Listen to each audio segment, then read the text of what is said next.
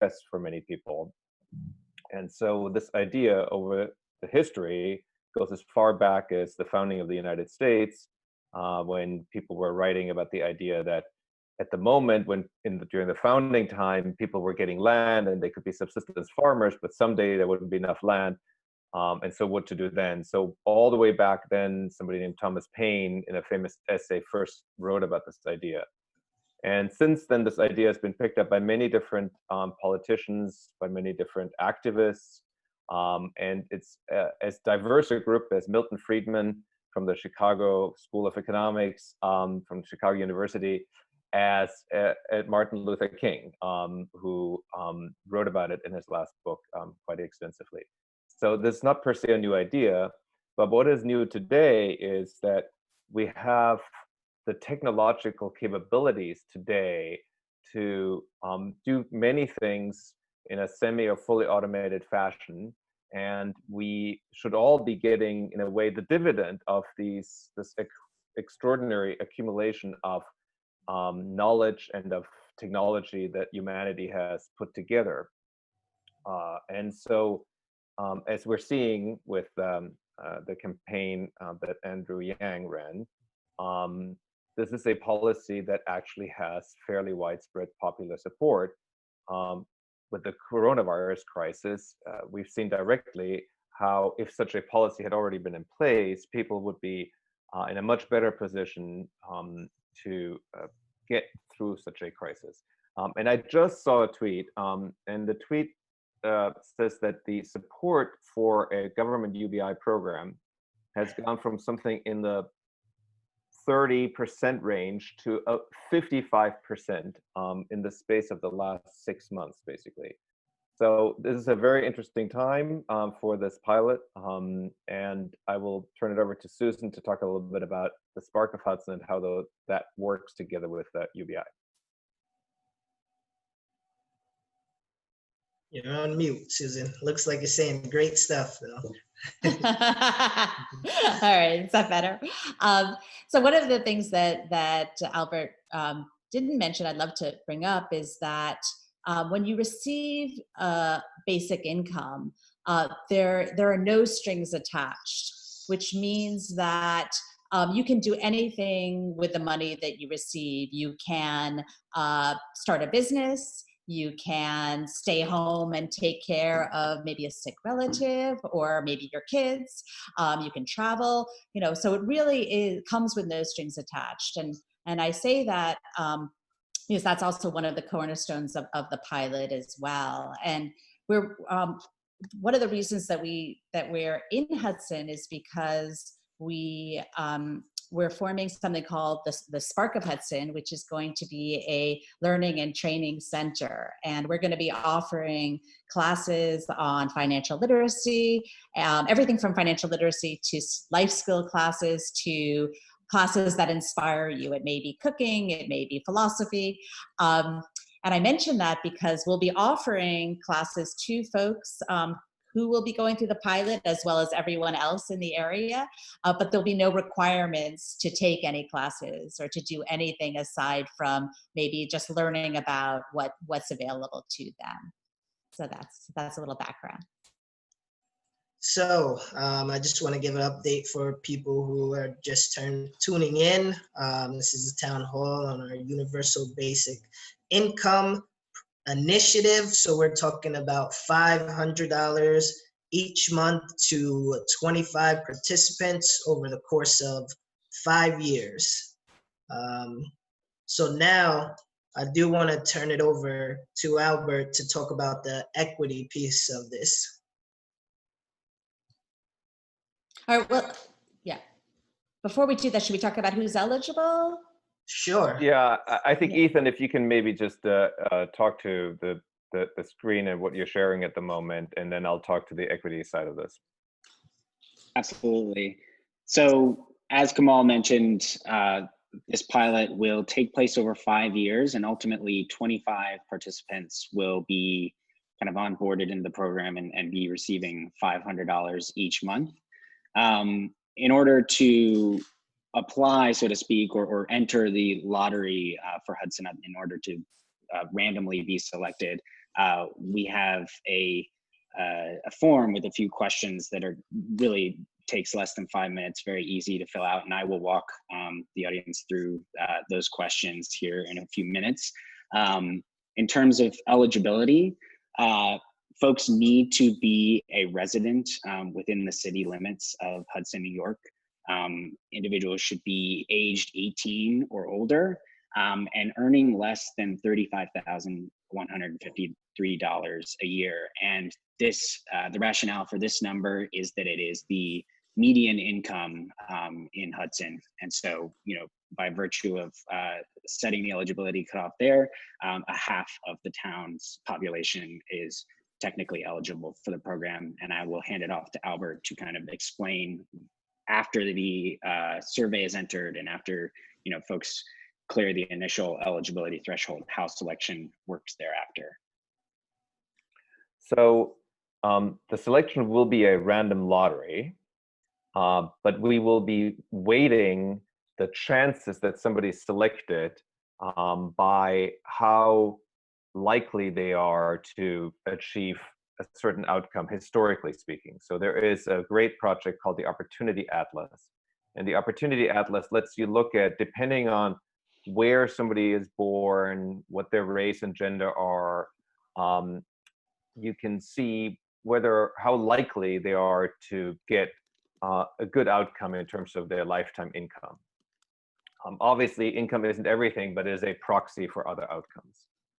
And so we're using that data to make it so that if you're in a group that's historically been disadvantaged, you are more likely to be selected. But everybody who enters has some chance of being selected. So that's very important. Everybody who meets the criteria that Ethan set out and enters has some chance of being selected. But some people, the people who've historically been disadvantaged, have a higher chance of being selected. Great, thank you. So we'll go into now the survey, if you want to pull that up on the screen, and we'll give people how to apply and what we're looking for. Sure, thank you, Mayor. So as I mentioned previously, we have just opened the form for individuals to enter for the selection for HudsonUP. This form is going to remain open on the HudsonUP website, HudsonUP.org, until September 20th at 11:59 p.m. And so that's, you know, just over a month, 5 weeks or so to get your entries into the selection pool. And again, you know, this survey or these few questions are intended to take no time at all, just a few quick informational questions. And again, you can reach the survey at HudsonUp.org. You'll see on the main page of HudsonUp.org a green button that will bring you to this form, which looks like this. You should see on your screen. For Spanish speakers, we currently have the option to answer the questions in Spanish, and we are working on having the Bangla translations provided in the next week or two as well.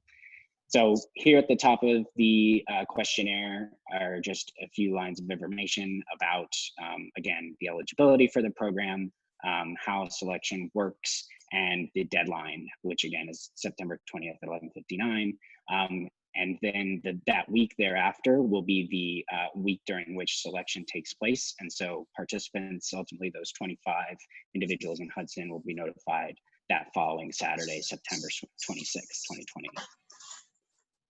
So the first question is, what is your email address? Just help us contact you in the event that you are selected, your first name, last name, your address.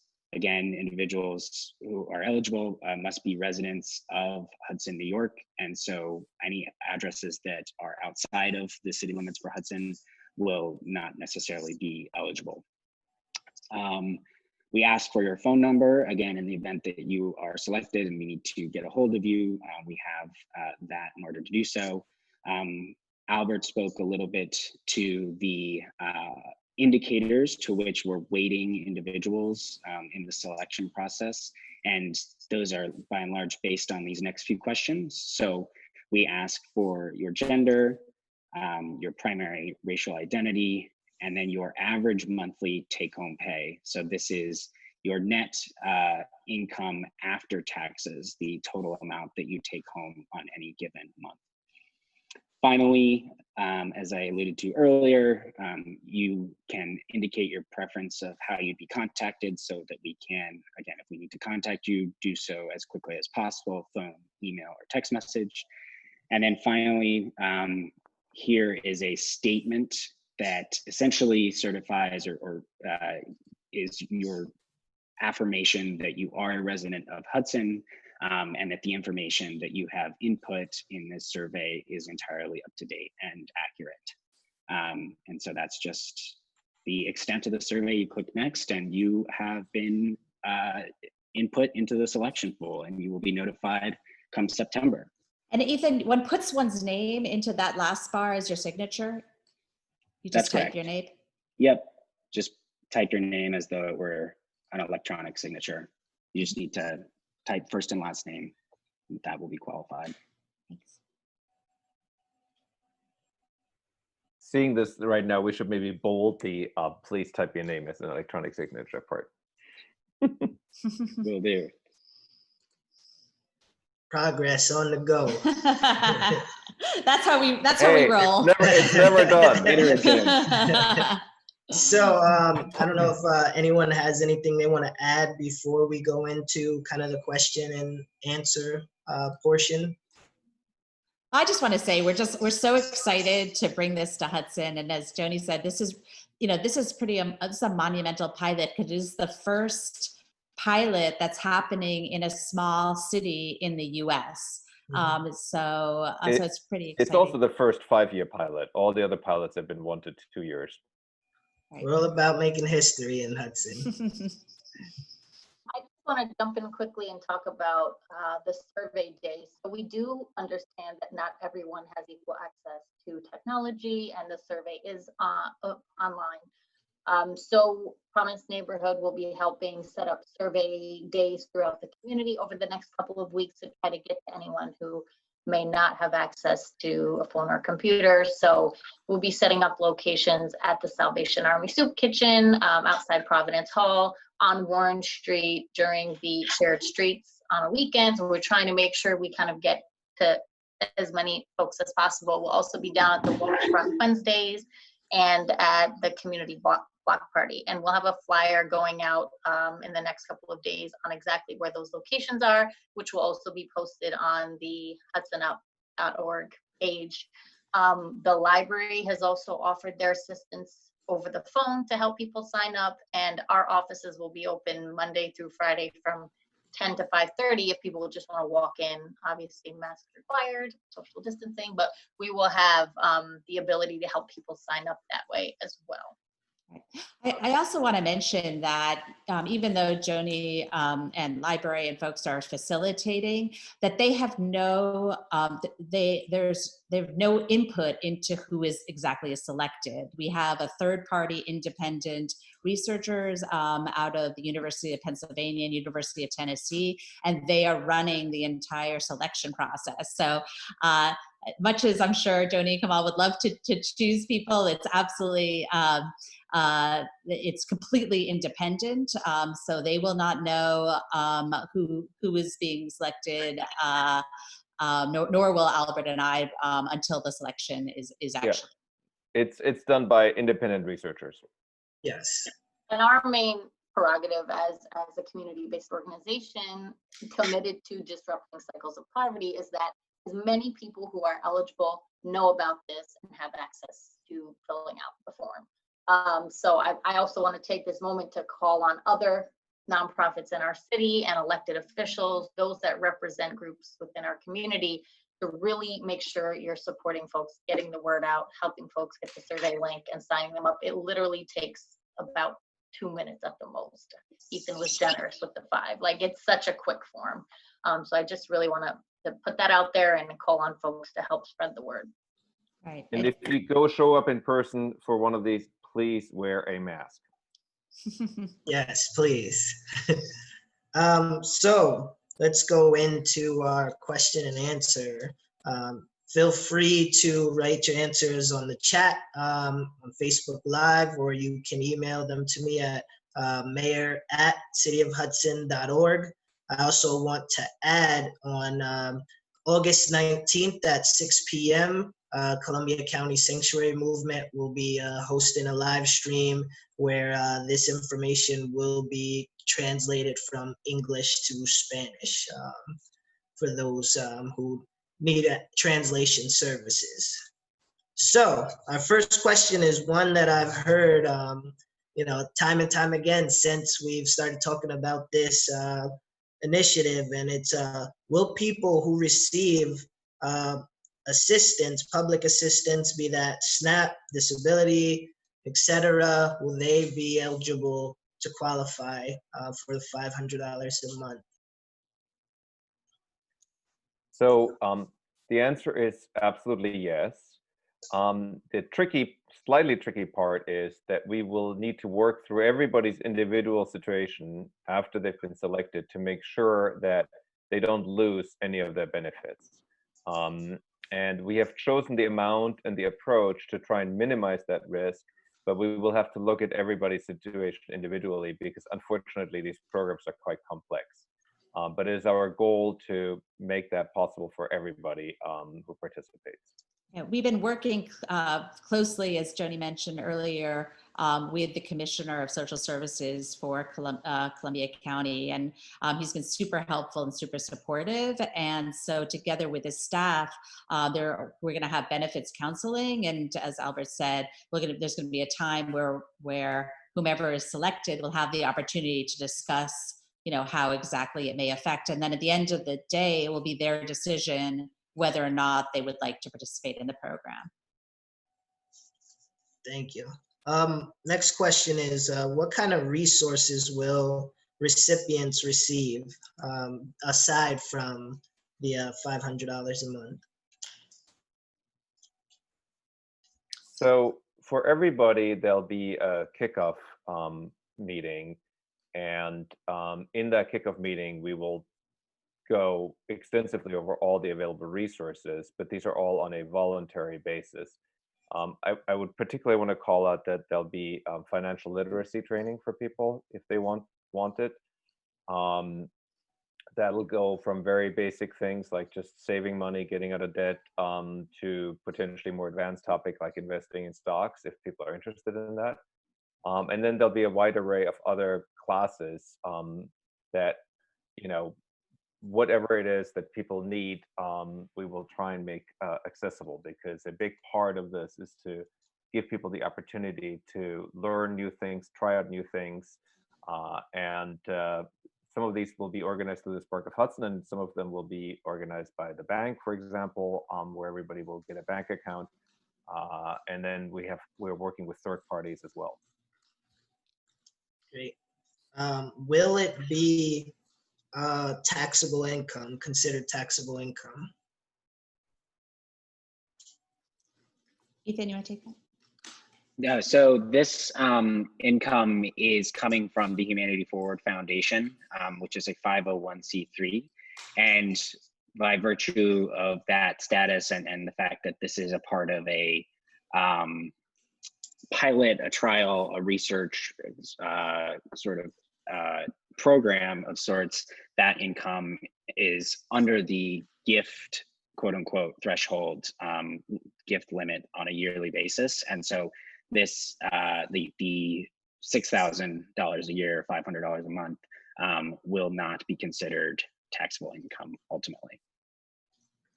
Great, that kind of transitions right into our next question. Where is this money coming from, and is it taxpayer money? So it's not taxpayer money. Albert and I, by the Spark of Hudson, and have partnered with Humanity Forward, which is where Ethan comes from. That's Andrew Yang's initiative foundation. And there's also, so we partnered, and then recently JJ Reddick has just offered to add to the pot. And so we're able then now to get up to 25 people as a result. This was not the specific question, but it might be a good opportunity to answer a slightly related question, which is, while these pilot programs are being funded with donations, the question often is, how would a actual universal basic income at US scale, for example, be funded? And wouldn't that all come out of taxpayer money? And the answer is, it's a little complicated, but there is a large potential to change things like the tax code, so that right now, for example, the tax code works against people who get government support, because the second they start working, they lose their benefits. And so their tax rate that they face is effectively like 100%, or often more than 100%. So meaning you start working and you make less money than you did before. So why would anybody work? So the way a lot of this can be funded is to change taxes so that when people start working, they get the UBI, and then nothing prevents you from working, right? So when you start working, you start paying income taxes now in $1. And so the net transfer that's required is much, much smaller than the sort of gross number that people often throw out there. That's one important aspect. And then the other aspect is that there are certain means-tested programs that are very inaccessible to people. And people who should be qualifying don't qualify. So there's money from that. But then there's a final pot of money, and this is really what's been happening. We've been seeing it firsthand in this crisis, which is effectively we give money to banks to give out money. And a lot of that money that we give to banks, and we give it to banks from the Federal Reserve, but a lot of that money winds up in the pockets of businesses that are actually relatively well-off businesses, or individuals that already have a lot of money, who find it easy to borrow money for a second mortgage, for example, or a vacation home, when many other people don't have a first home. So another big part of an actual UBI rollout would be to change how this money enters the economy and change it away from the banking system and towards the UBI program. So it's a combination of all of those that makes this possible. And this is not some kind of crazy idea where the math doesn't work. People have worked through the numbers very extensively, and this is something that an advanced country like the US can easily afford to do. Great. How will impact be tracked or measured? Joanie, can I take that? So we are working with a really dynamic research team that has actually done almost the first 18 months of a study on a pilot in Stockton, California. So they have learned a lot throughout their process. We have identified a researcher, I think I can say this, from the City University of New York system, who is really well-versed in community-driven participatory action research, and has some really great framing around questions that really look more at how UBI impacts an individual's life versus how they're spending the money and do they deserve to receive this money. So we're really interested, and when we talk about impact, and seeing how this funding can actually change a person's life, an individual's life, their family, and potentially their community, and how that shifts over time as a result of the intervention of UBI. So I hope I did that well. I wanted to mention that there'll be no requirements for anybody to participate in any of the research. That if somebody wanted to remain completely private, or they don't even have to let their families know that they're participating, that's absolutely fine. We obviously, it would be great or nice if people wanted to contribute or be a part of research even anonymously, but there will be no requirement. Thank you. So how will you guys kind of protect the recipients from, maybe jealousy in the community, or people saying, this person doesn't deserve it over, another person? I'm happy to take that. Go for I it, think to Susan's point just now, you can remain completely anonymous throughout the full 5 years if that's what you choose to do. I think we'll do a lot of coaching with folks on what it means when you go public and what the potential risks and benefits are to that. So I think just being as transparent and upfront with each participant as possible from the very beginning about, these are your options, totally optional. You do not have to disclose even to your own family members if you don't want to. There will be no public announcement of the list of who's been selected. And we're also very mindful of, how the media will engage with participants. So we're just going to work a lot and very closely with those that are selected to let them know. Yeah, it's kind of like, winning the lottery and everybody thinks you have, have it all. Is there anything from anyone on the panel that we didn't mention that maybe you want to let our viewers know?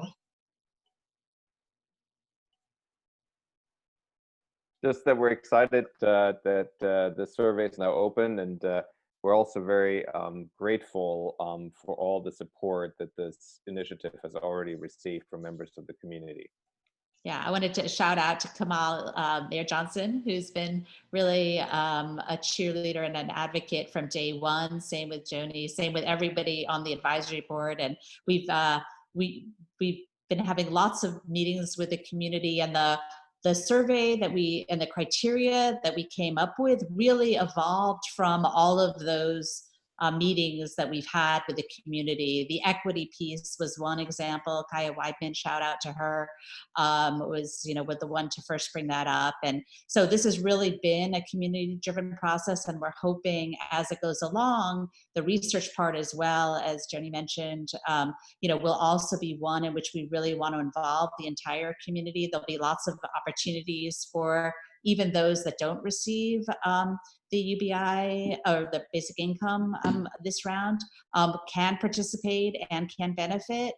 So we're just really excited to be here and to see where this goes.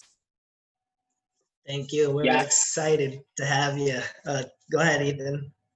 Thanks, Mayor. I'd just like to, on behalf of Humanity Forward, second Albert and Susan's appreciation for you, Mayor Kamal, Joan, everybody on the advisory board, and really the town of Hudson broadly.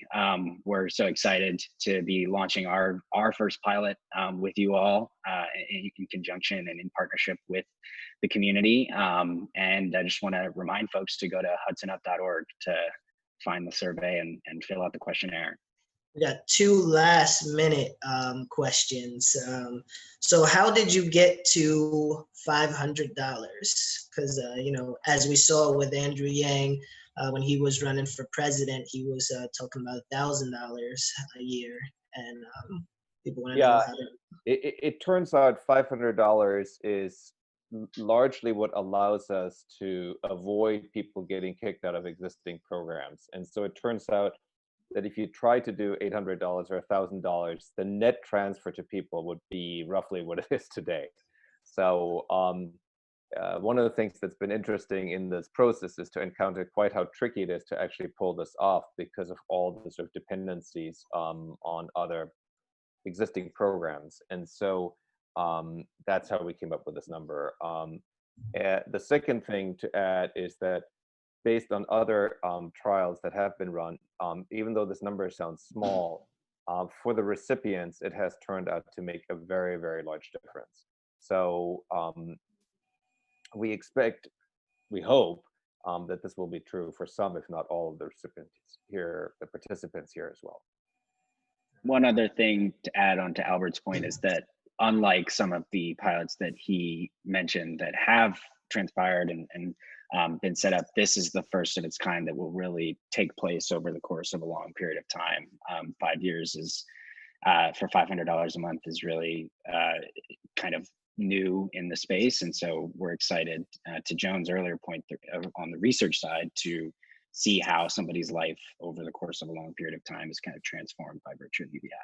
Yeah, and I also wanted to mention that we're going to try to open source all of our materials so that if other communities want to start and launch a pilot, that'll be that much easier for them. They won't have to reinvent what we've created. And I definitely don't think $500 a month is a small number. So how do you, I guess this question is for Albert, Susan, and Ethan, but how are you going to measure if the program is successful, and what would you like to see in the future? Well, I'll kick it off maybe. Well, what we would love to see in the future eventually is an actual UBI implemented in all of the United States. But success here just means two things. One is positive impact for participants, number one, and number two, help raise awareness of this as a policy that is a policy for the future. Yeah, and full disclosure, to second Albert's point, Humanity Forward is very invested in making, Humanity Forward and Andrew Yang are very invested in making universal basic income policy nationwide. And so the thinking behind many of these pilots, including HudsonUP, is to demonstrate the power and the efficacy and really how life-changing $500 or $1,000 a month can be for individuals. And I think in terms of success, it's, you know, there's a number of different measurements that we'll be looking at and hopefully, you know, seeing positive progress towards. And also, you know, I think moving the discussion on a nationwide level around UBI as policy, whether that takes the form of, as Susan mentioned, pilots popping up in other communities across the country, or actual cash relief now in the form of legislation, I think are some of the, at least from Humanity Forward's part, some of the goals that we have in mind. Right. And just to bring it back to the individual in terms of the way I see it, yes, the policy, absolutely. But really to success for me is to see the real impact in everyday life of the participants. And then also how that can affect the community as a whole, because hopefully we'll see that this will impact the entire of the city of Hudson, you know, as people become more secure, maybe have time to volunteer, have time to, you know, take care of the kids. Studies have shown that people with UBI and UP kids, they do better in school. So I think there are a lot of benefits to the entire community that hopefully we'll see from this. So could it be implemented on a citywide or statewide level effectively, or does it really need to be nationwide? It's a great question. There are unfortunately a lot of restrictions at the moment at what you can do at the city or state level because of the way budgets work and who collects taxes and who gets to print money and all of those things. But I think there's hope. There are some interesting ideas. There are ideas around local currencies, for example, and hopefully over the coming years, those are also ideas that the city of Hudson can explore. There are a lot of questions around these, regulatory questions, legal questions, practical questions for how to implement it, but absolutely there is thinking and trials and ideas around how to not have to wait until this is a US thing, but how to be able to maybe do it all of Hudson or all of New York State. So it's a great question and definitely something people are actively working on and thinking about. And I also wanted to add that this is, we're hoping that this will just be the first of a number of cohorts, that if we can raise the money, then for next year, we'll be able to launch another cohort of 25 as well. Awesome. I love the idea of all Hudson. I could be biased, but sounds great. One last question before we kind of wrap up. So if individuals living in the same household apply, is that allowed? Yeah, so any individual in Hudson, New York can apply. And so hypothetically, you could have a household that has one or more individuals receiving, participating in the program. Great. exciting. I'm excited for our city. I want to thank the Spark of Hudson. I want to thank Humanity Forward, Greater Hudson Promise Neighborhood, and everyone else who contributed to getting this off the ground. We are talking about $500 each month to 25 participants over the course of 5 years. If you earn less than $35,000 a year, you can qualify. And if you're a resident of the city of Hudson, age 18 or older, anyone want to give that last information on where people can apply? HudsonUp.org. Yes, HudsonUp.org. Please apply. We do not get the pick, but we will be excited for all of the winners. So I'm Mayor Kamal Johnson, and I want to thank everybody for tuning in. Thank you. Thank you. Bye, everyone. Thanks, everyone. Bye. Bye-bye. Bye.